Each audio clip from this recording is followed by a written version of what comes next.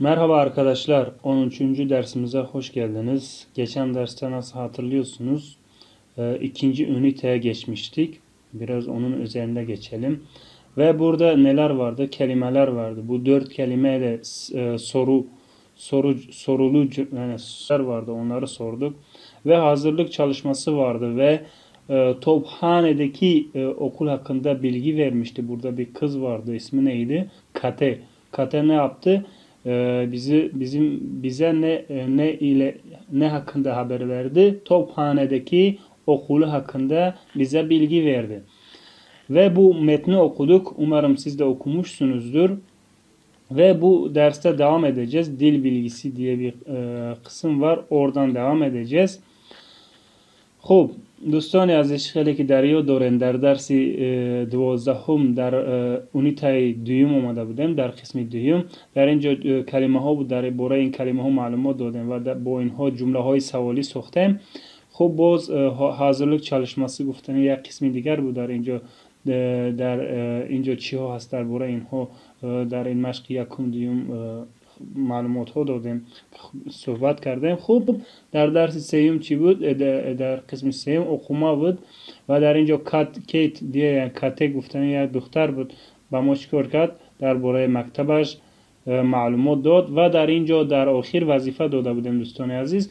گفتیم هر کس این وظیفه رو این سوال ها رو با خود سوال دید و باز چیکار کند جوابش رو باز نیز خودش دهد. این قسم بود. خب دوام edeyim. این قسم گفتم در قسم 2A dil bilgisi yani قاعده های زبان و یا گراماتیک گفتن گپ. خب bulunma durumu da yani این رو الحال میگم دوستان عزیز مثال okulda veya sınıfta خیلی okulda şeyde mesela benim kalemim Ahmet'te de کدام وقت ده و یا کدام وقت ده در آخر کلمه گوش میکنیم درباره این معلومات میدیم دوستان عزیز. این درس باره این چیکار میکند و ما معلومات میدید. خوب در اینجا نوت گفتن یک قسم مونده است. نوت kelime sonunda ç, f, h, k, p, s, ş, t harflerinden biri varsa bulunma eki ta. خوب مثال Ahmet همخیلی Ahmet گویم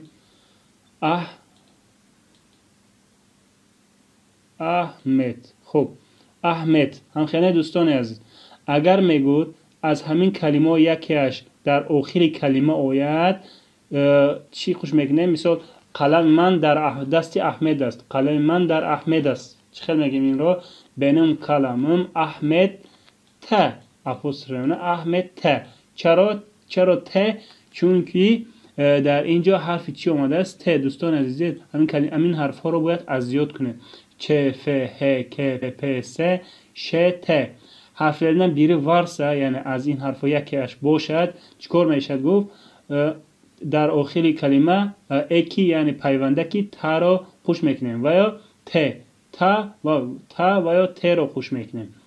خوب bu درباره اینها کدامش تا و کدامش ت میاد با اون رو میگیم. دیگر ünsüz harflerde yani diğer harfهای همصدا دا و یا د یعنی دا بغیر از این حرفها اگر دیگر حرفها آید دا و یا د رو چیکار میکنیم خوش میکنیم. خوب در اینجا باز انگلیسی گفته است برای کسایی که انگلیسی رو میدونن در اینجا همین چیز رو باز نوشته است. خوب دوستان عزیز دوام میدیم. این نوت رو باید این حرف ها رو داند چ ف ه ک پ س ش ت. خیلی مثال باز چی میگه مثال خب باز اگر کلمه ها در آینده باز آیند باز با این حرف ها باز خود رسان میکنم. خب ا او او این 4 حرفی صدانوک آید چی میشود د ا او او اگر ای آید د میشه دوستان عزیز. مثال örnek misal در اینجا nerede öğrenciler nerede öğrenciler sınıfta دیده دوستان عزیز چرا تا خوب چرا تا چرا که در اینجا دوستان عزیز او اومده است. خب در اینجا فقط درباره د و د گفته شده است، برای همین اینجا رو نگاه میکنیم. öğrenciler nerede؟ خب دیده دوستان عزیز چرا د nerede؟ چونکی ای اومده است. اگر ای اوید چی میاد گفتیم پیونده که د میآید. nerede؟ bilgisayar nerede؟ bilgisayar nerede؟ bilgisayar masada. bilgisayar nerede؟ masada. دیده دوستان عزیز ا اومده. تا نیز مثل همین دوستان عزیز اگر این حرف اوید تا می اوید، یعنی همین پیش از چیز مثال اخیر حرف اگر مثال احمد دیدید این رو دیدیم ت اومد، ای اومد ت اومد، برای همین چیز اومد حرف ای اومد ت می اوید. اگر حرف این حرف اوید چی می اوید؟ تا. اگر اینها اوید ت. تا و ت نیز همین طور است. چرا که öğrenciler nerede؟ sınıf دوستان عزیز همین پیش از مثال کلمه اساساً چیز است؟ کلمه sınıf مثال هم خیلی نه sınıf به پیونده صفت هم خیلی نه، همین کلمه چیه؟ sınıf. ما کجا رو نگاه میکنیم؟ ما پیش از کلمه تمام شوی رو نگاه میکنیم، یک کلمه پیش از کلمه آخرین. اگر این کلمه خب این کلمه یکی از همین حرفا خطی تمام شود چی می اومد گفتیم؟ تا و یا ت. اگر اینها نباشد ف هست در دوران اینها؟ بله هست. دیده چه خیلی کنه ف sınıf تا میشه. خیلی چرا تا؟ چرا که پیش از ف چی است؟ او در کدام اینها هست؟ در اینجا هست. برای همین اگر او اومد چی میآید؟ تا میآید. خوب آسان است. با این را در دوام درس ها دوستان عزیز بلکه کم در فکرتان خوب نشست با در درس های آینده آیسته آیسته این را چیکار کنیم تکرار میکنیم باز خوبتر میشیند. خوب دوام میدیم. چی گفتیم؟ bilgisayar nerede؟ یعنی کامپیوتر در کجاست؟ کامپیوتر در صنف است. bilgisayar بخشش bilgisayar masada. کامپیوتر در بالای استول است. خوب تقسیم nerede؟ تقسیم یک مکان است. خوب تقسیم nerede؟ تقسیم در کجاست؟ تقسیم استانبول. دیده دا اومده است. چرا دا؟ چرا که اینجا دیدید او اومده است. او در کدام اینو است؟ اینجا. اگر او آید دا می آید. خوب تقسیم nerede؟ تقسیم استانبول'da. kimde؟ این چی بود؟ nerede در کجا و در کی؟ در کی؟ kimde؟ kalem kimde؟ یعنی قلم در کیست؟ kimde؟ دیده د اومد دوستان عزیز. چرا؟ با ا تمام شده است و پیش از با ام تمام شده است و پیش از ام چی است؟ ای هست. برای همین اگر ای اومد چی اومد؟ د می اومد.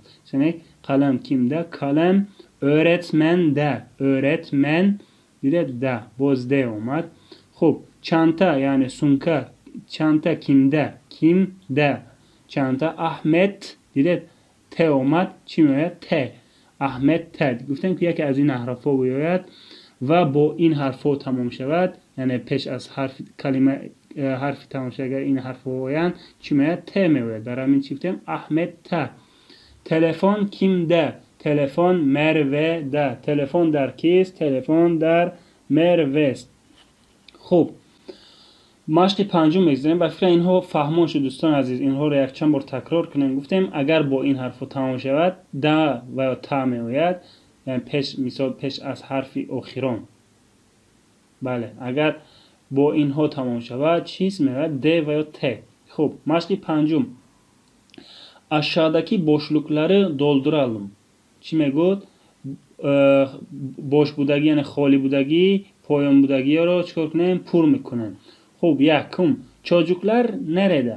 çocuklar nerede؟ çocuklar bahçede. هم خیلی دوستان عزیز bahçede. چرا ای قطعی تمام میشود؟ چی است؟ ای قطعی تمام شود در اینجا گفتن د میآید. bahçede. چرا که یکی از این حرفا نیست. خب gazete kimde؟ gazete در کیست؟ gazete Hasan نه اومد پیش از نه چی است؟ حسن ده. چرا؟ یکی از اینها نیست. نه از در اینجا نیست. خب احمد nerede؟ احمد پارک. خب پارک در اینجا کی هستی دوستان؟ در اینجا کی اومد است؟ چی میآید؟ تا و یا ت میآید. احمد پارک پیش از این چی است؟ است پارک تا. خیلی نه پارک تا. bilgisayar kimde؟ کامپیوتر در کیست؟ bilgisayar Cenk با ا آمده است. ت. چرا ت؟ چرا که در اینجا چی است؟ اگر ای او و آید چی میآید؟ ت میآید. خب که با که در اینجا نیز هست، برای همین چی اومد؟ جنگ ت. Mashq şaşı megzarım. Aşağıdaki cümleleri örneklerdeki gibi tamamlayalım. Yani diyor ki در جمله های در پایموده رو به مثل که در مشق است چنان تمام کنیم. خب örnek. Sinem sınıfta mı? Sinem در sınıf هست. گفته سوال درست. Evet. Sinem sınıfta. Sınıfta. چرا تا؟ چرا که ف دوستان عزیز در اینجا هست. خیلی که معنی ف. اگر ف اومد چی اومد؟ تا و یا ت. برای همین او اومده است. او چی است در اینجا؟ او اومده است. تا میآید. خب hayır, evet. Yani دو şekli cevap دارد. هم خیلی سینم sınıfta mı? Sinem در sınıf هست. Evet, bale, ore. Sinem در sınıf هست. Ve hayır yani ne? Sinem der sınıf nes. Nes yani değil. Hayır, ne? Değil yani nes. Kitap Ayşe'de mi? Evet, kitap Ayşe'de. Hayır, kitap Ayşe'de değil. چیکار میکنیم؟ این جمله های در پایان مدرگرا با مثل اینها با دو شکل evet و hayır evet ve hayır cevap میدهیم. یک kalem çantada yani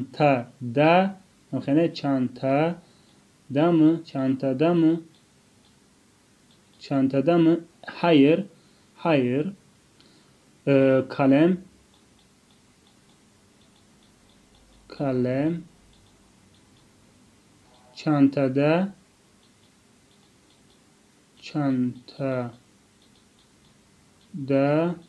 çantada değil.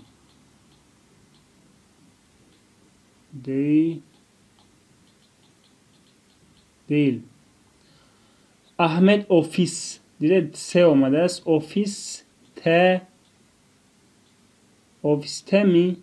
Ofiste mi? Hayır, Ahmet ofiste değil. Hayır, Ahmet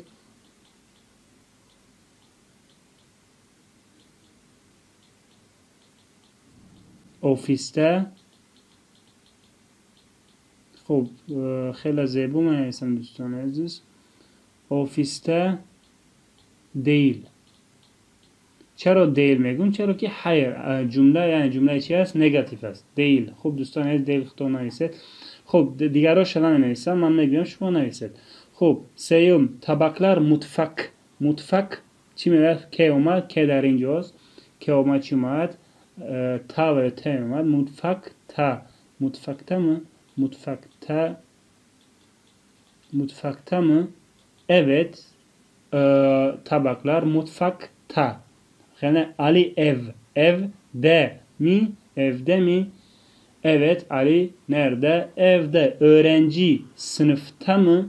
Sınıf çaro ta میآید. چرا که در اینجا ف نیز هست. Öğrenci sınıfta mı?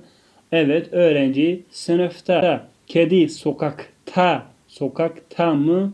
Hayır, kedi sokakta değil. Yani gurba در sokak نیست. در کوچه نیست. sokak یعنی کوچه. کدی باشد گربه. خب این جمله ها رو شما پر کنید دوستان عزیز. چیز اومد تا و یا ت پوش میکنیم تنها. خب جمله های چی؟ سوال و در اینجا جواب های اونا با شکل hayır و یا evet. خب رسمه bakalım. خب bakmak چی دوستان عزیز؟ نگاه کردن. رسم چی بود؟ رسم. و رسم نگاه کنیم. Örnekteki gibi soruları yazalım. Örnekteki gibi ben misli ki der maşkas megud savolha رو نویسیم و جواب دهیم. خب bilgisayar masada mı? دیده دوستان عزیز دو کلمه داده است و با اینا چیکار کنید؟ جمله ها سازی میگید. چی گفته است در اینجا؟ مثال bilgisayar masada mı? bilgisayar masada mı? Da ve mı خوش کرده است. Evet, bilgisayar masada. Televizyon duvarda mı? Televizyon duvarda mı? شما چه میگید؟ در اینجا سوال میدید و مثل اینها چیکار میکنید؟ جواب میدید. خب اینجا جای سوالش دید علامت سوال اومده است. چی میگیم؟ تلویزیون duvarda mı? سوال میدیم. Evet televizyon duvarda. çıkar ki televizyon در کجاست؟ در دیوار است. duvar yani دیوار. sandalye ofiste mi? ofiste mi? te mi? yani ofis te mi? ofiste mi? ofiste mi? Sandalye evet sandalye yani stul در ofis است. dosya dolapta mı? dosya dolapta. yani tam چرا در این بارو تنیز در داخل این است. dolapta mı? evet. dosya dolapta. yani dosya yani papka. çiçek koridor. koridor ne? koridor. koridor همینجا بگم دوستان عزیز در اینجا گل است. çiçek چی است؟ گل. çiçek koridorda mı? koridorda mı? Evet, çiçek koridorda veya hayır, çiçek koridorda değil. گفته چهار مهنت جواب میدهم. خب وقتی اینجا فهمو است و کلمه های نافهمو چی است در اینجا؟ ماسه گفتن اینا رو میدونیم در دوار یعنی دیوار، sandalye stol گفتیم، ofis dosya yani papka، dolap şifoner، çiçek gül، koridor. خب با در اینجا tabak yani tabak میگم مونیز بفهم. evet öğrenci ve kedi yani kedi gruba öğrenci چی بود؟ طلبه. و در اینجا باز کلمه های نافهمو باز چی است؟ بفهم دیگر نیست. خب گفتم باز این حرف ها بیاین چیکار میکنیم؟ تا و یا ت گوش میکنیم. خب پایان میگذارم دوستان عزیز. در اینجا چی است؟ var yani هست و yok nest. there is there are there isn't there aren't. Bu İngilizce yani هستند و هست nest ve nestand. Bu şekilde. Örnek evde bilgisayar var. خب evde bilgisayar yok. همخانه هست و یا نیست. مثال من در خانه نان هست و یا نیست. همخانه دوستان عزیز دو شرط داره هست و یا نیست. ofiste sekreter var. در ofis sekreter است. ofiste sekreter yok. چیکار کنیم؟ فقط در آخر جمله چیکار کنیم؟ هست و یا نیست رو بخونیم. ofiste sekreter var. مثال there is a cat at home. مثال در خانه گربه هست. there is میگن. و there are people in the street. در کوچه انسان ها هستند. خب dolapta elbise. dolapta elbiseler şekli çoğul yani بسیار var. dolapta elbiseler var yani در. چیکار کنیم دوستان عزیز؟ تنها var و yok استفاده کرده کلمه ها رو پوزیتیو و یا نگاتیو یعنی هست و یا نیست با طرز هست و یا نیست جواب دادن طور ممکن است. dolapta elbiseler yok. elbiseler yok. dolapta elbiseler var. dolapta elbiseler yani libas ها نیستن. sokakta araba var mı? Evet sokakta araba var. hayır sokakta araba yok. yani چیکار میپرسه اون کس به شما وقتی که هنگام خانه آمده اون کس به شما چه sokakta araba var mı? sokakta insanlar var mı? sokakta kediler var mı? sokakta öğrenciler var mı? فقط در آخر کلمه var mı kuş کرده چیکار میکنیم؟ جمله رو جمله سوالی میکنیم. evet باید جواب چی میشه؟ evet var و evet sokakta araba var. خیلی میگوید sokakta araba var mı? evet var بیادم میشود. اگر بیاد که evet araba var باز چی میشه؟ با طرز دراز جواب داده میشه. hayır yok گفتن میشود و hayır sokakta araba yok گفتن نیز میتوانیم. خب در اینجا چی است؟ odada ne var? در komnata yani در حجره چی است؟ odada yatak var. در حجره جای خواب است yatak. okulda neler var? okulda neler var? okulda sınıflar var. Hanımefendiler دوستان در مکتب چی است؟ okulda sınıflar var. okulda tahteler var. okulda öğrenciler var. okulda مثال اون کس بس ما سوال داره اینا رو شما نیست فکر در مکتب چی هستن این رو با ترکی گوید. okulda neler var? neler دیده چیز دوستان چرا شکل جمع گفتن ne var نگفت یه چیز نگفت neler yani چی ها هستن. okulda sınıflar var. دیده sınıf ها هستن. خب hastanede kim var? در بیمارخانه کی هست؟ خب hastanede doktor var. hastanede hastalar بیمارها هستن yani hastanede Hastalar var. Hastanede ilaçlar var. Hastanede kapılar var. Hastanede aileler var. Sınıfta kimler var? Der sınıf kiho hastan. Sınıfta öğrenciler var. Sınıfta öğretmenler var. Sınıfta biz varız. Sınıfta kitaplar var. Hamkhane sınıfta defterler var. Yani این ترجمه کنه. یعنی جمله های زیاد ساختنمون ممکن است. خب مشق هشتم چی میگوید؟ مشق هشتم میگوید که aşağıdaki resimlere dedi dostun aziz şekli cazım resimler yani şu çıkarmışlar bisiyor yani düttü hastaneye inşa meğer aşağıdaki yani az yak ziyor şu çıkarmışlar şekli cam mesela aşağıdaki resimlere bakalım sorulara cevap verelim ve bas rasmoy der poemdagi nigah کنیم ve bas soru savolha cevap diyelim. Burası neresi? Gufta savol olur. İnce okuyacağız. Burası İstanbul. Burası Kadıköy.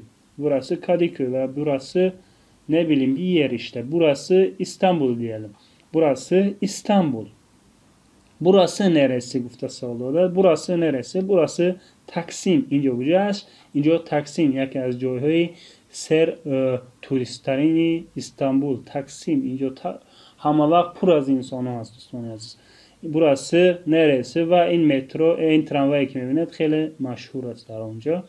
Burası neresi? Burası Taksim. Resimde deniz var mı? Der resim savol dodas. Var mı diye doston yazıyor. Var mı? Kati savol dodas. Resimde der resim deniz hast. Kufta savol dodas. Bale evet resimde deniz var diye derince deniz yani bahar. Resimde kimler var? Resimde insan var ve resimde satıcı var. Yani der resim kiho hastan kufta savol dodas. Resimde insanlar var. İnsanlar yani insanho. Resimde cami var. Resimde kuşlar var veya چیزی که در اینجا میبینه چیکار میکنیم هست گفته جواب میدیم. خب resimde okul var mı? Savol dodas. Der resim mektep has. Hayır. Resimde okul yok. Hayır yok diyebiliriz ve hayır resimde okullar yok ve okul yok. Resimde neler var? Yani der resim çiğ aslan. Resimde tramvay var, resimde binalar var, resimde insanlar var, resimde başka neler var? Mağazalar var, resimde pencereler ve camlar var. Hop yani çize kime bine der resim der اینجا می‌نویسیم.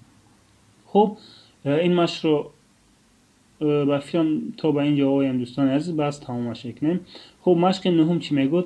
Aşağıdaki cümleler hangi resmi gösteriyor? Boşluklara yazalım. Aşağıdaki cümleler cümleهای در poemdagi kadam rasm رو نشان میدهند. جایهای خالی را پر کنیم. Resimde cami var mı? Evet, cami yani mascid has. Bale, evet. Var. Sokakta tramvay var mı? در اینجا دوستان A و B yönüne kadam rasm رو نشان میده. A. Sokakta tramvay var mı? اینجا B میشه چرا که مش در رسم دوم این رو نشان داده yani کدام رسم رو نشان میده گفته است در مش mağazalar yok در اینجا mağaza هست و در اینجا mağaza yani magazin nest چی در A nest insanlar var A B میشه yani her insan ها هست insan ها هستن A B büyük binalar var. همخنه در اینجا binaهای بلند هستند. بله در B هست. خب insanlar var, tramvay yok. İnsanlar var ama burada tramvay yok. Tramvay burada var değil mi? A olacak. Dahili neyse. Yaşlı bir adam var. Yaşlı yani یک odami kalon است. خب کدامش در اینجا دیده یک odami kalon است. خب A insanlar bankta. خب insanlar bankta. Bank yani اونجایی که می‌نشینه اینجا دیده انسان‌ها شده است. İnsanlar bankta yani der kadamış der A. خب devam edeyim. Aşağıdaki soruları cevaplayalım. Lokantada kimler var? Lokantada insanlar var. Yani der lokanta جایی که خوراک میخوره که آشخانه در آشخانه kimler var? Lokantada kimler var? Lokantada insanlar var. Lokantada garsonlar var. Lokantada چنین دوستان عزیز پر کردن تا ممکن است. خب kitaplıkta neler var? در شفونری کتاب یعنی در kitaplık yani önceki kitap ho memunen kur rafi kitap ho. Kitaplıkta neler var? Kitaplıkta neler var megut? Kitaplıkta kitaplar var. Duvardan ne var? Duvarda ne var? Duvarda televizyon var. Televizyonda ne var? Televizyonda film var. Yani sokakta kimler var? Dar köçe yani sokakta dar köçe kiyo aslan sokakta insanlar var. Sokakta arabalar var. Sınıfta öğretmen var mı? Der sınıf muallim has. Evet sınıfta öğretmen var veya hayır sınıfta öğretmen yok. Okulda hafta sonu ders var mı? Der maktab روزهای آخر hafta ders has. Gufta sağlı ders. Hayır okulda hafta sonu ders yok. İstanbul'da deniz var mı? Der İstanbul bahr has. Evet İstanbul'da deniz var. Sende sözlük var mı? Sen der tu periyodik has. Evet bende sözlük var. Sende sözlük var mı? Bende sözlük var veya hayır bende sözlük yok. Hop. Buydu bugünkü 10. dersimiz ve 2 ay bitirdik ve burada ne vardı? Cümleler oluşturdu ve kelimeler ve bilmediğimiz kelimeleri ne yapacağız? Sözlüğümüze yazacağız. Dostan aziz. Hop. در اینجا کلمه ها بودن. خب اینها رو گذاشتم. خب درس آینده قسم dinleme است و فکر این رو میگذارم چرا که ما CD نداریم. از همین سر چکار کنیم این قسم رو میگذارم. خب و درس آینده در اینجا باز devam edeyim. خب beni dinlediğiniz için teşekkür ederim. Yani برای که مرا گوش کرده dinlemek yani گوش کردن. Beni dinlediğiniz için teşekkür ederim. Kendinize iyi bakın. Yani خودتان رو ناز نگاه کنید. Görüşürüz dostlarım. Yani dostonam. Ta bozdit görüşmek üzere. Kendinize çok iyi bakın.